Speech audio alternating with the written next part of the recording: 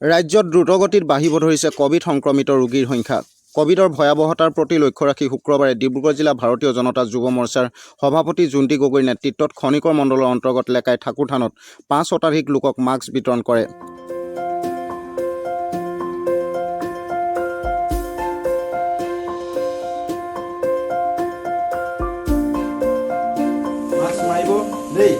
আৰু distance physical distance maintain কৰিব। গম পাইছেনে? এইটো এটা মহামাৰী হয়। যিমান পাৰে আপোনালোকে নিজক সুৰক্ষা কৰি ৰাখিব পাৰিব, কিমান আপোনালোকে এই মহামাৰীৰ যুঁজত জিকিব পাৰিব।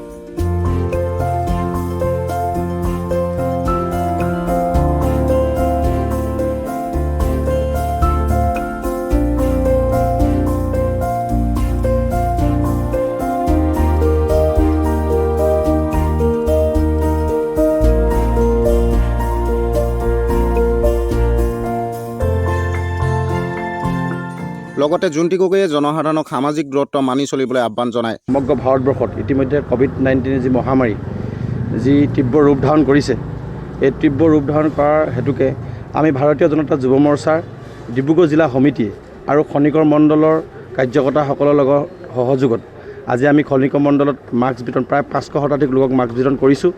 আৰু ৰাইজৰ মাজত আমি সজাগতা আনিবলৈ চেষ্টা কৰিছোঁ আৰু ৰাইজক আমি সজাগ হ'বলৈ কৈছোঁ যে ৰাইজক কৈছোঁ আমি যে আপোনালোকে ফিজিকেল ডিষ্টেন্স মেইনটেইন কৰি থাকিব আৰু এই মহামাৰীৰ কাৰণে বহু কিবা ভয় খাব নালাগে, নিজক পৰিপাটি কৰি ৰাখিব লাগে, সকলোৱে মাস্ক পৰিধান কৰিব লাগে আৰু যিমান পাৰে আপোনালোকেও 10 জনক মাস্ক পৰিধান কৰিবলৈ কওক।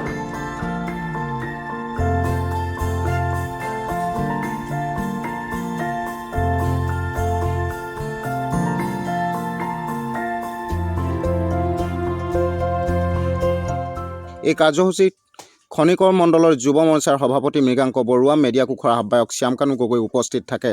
এই কাৰ্যসূচী ডিব্ৰুগড় জিলাৰ 14টা মণ্ডলত লোৱা হ'ব বুলি সভাপতি জুণ্টি গগৈয়ে সংবাদ মাধ্যমৰ আগত অৱগত কৰে।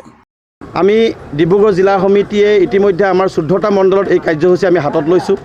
ক্ৰমান্বয়ে আজি ডিব্ৰুগড়তো এই কাৰ্যসূচী এই পাছবেলালৈ কাৰ্যসূচী ল'ব।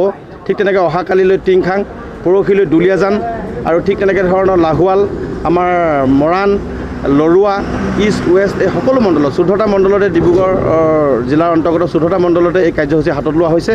আৰু অসম প্ৰদেশেও সমগ্ৰ অসমত এই কাৰ্যসূচী ভাৰতীয় জনতা যুৱ মৰ্চা অনুব্ৰমণ ডাঙৰীয়াৰ নেতৃত্বত হৈছে।